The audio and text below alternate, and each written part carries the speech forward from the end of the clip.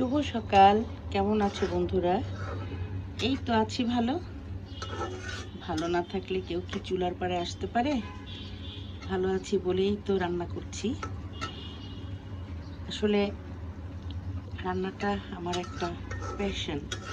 আমি রান্না করতে পছন্দ করি, আমার ভালো লাগে। অনেকে বলে রান্না করতে ভালো লাগে না, সেটা তাদের ব্যাপার, কিন্তু আমার ভালো লাগে। এই যে দেখো, কালকে পাঁচমিশালো মাছ নিয়ে আসছিলাম। ওরা বলল এটা খোলা পানির মাছ। যা বলে তা বিশ্বাস করতে হয়। ঢাকার বাজার, আমি কি নদীর পাড় থেকে কিনতে পারি? তো যেটা বলেছে সেটাই বিশ্বাস করে কিনেছি। সেটারই আজকে এই যে তোমার খালি মাছ দিয়ে মাছগুলোকে একটু দো পেঁয়াজা করছি। হ্যাঁ, মাছগুলোকে খালি দো পেঁয়াজা করবো। তো চিন্তা করলাম তোমাদের সাথে একটু রোজগারের মতো প্রায়ই তো করি, আর রান্নার ভিডিও আমাকে অনেকেই বলে কেন যেন দিতে। তো যার জন্য আমি তাদের জন্য, তাদের উদ্দেশ্যে মাঝে মাঝে দেই, আর এখন তো প্রতিদিনই প্রায় দিচ্ছি।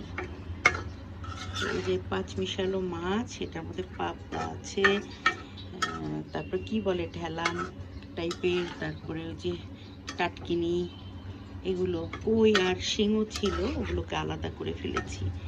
তো আজকে আমরা এই যে মাছের ভুনা, মাছের ভুনা না তো মাছের দো পেঁয়াজা, যেটাই বলো, ভুনা বলো দো পেঁয়াজা বলো, ওটা রান্না করছি। ওটা দিয়ে ভাত খাবো।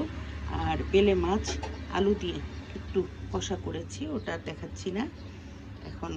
এই মাছটা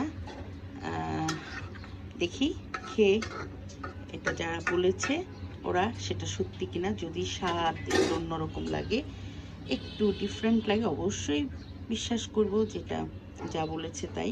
আর যদি স্বাদ সবসময় যেরকম লাগে ওরকম লাগে, তাহলে তো বুঝেই নিব যে ওরা মিথ্যা কথা বলেছে। তো তোমরাও এরকম একটু পারলে, এখন বর্ষাকাল, পাঁচমিশালো মাছ পাওয়া যাচ্ছে, খেয়ে দেখো, ভালোই লাগবে। মাছ তো ভালো একটা খাবার, সহজ পাচ্য। মাছের ওমেগা 3 আমাদের শরীরের জন্য প্রচুর প্রয়োজন, তাই খেতে হবে। বেশি বেশি মাছ খাও, সুস্থ থাকো। খোদা হাফেজ।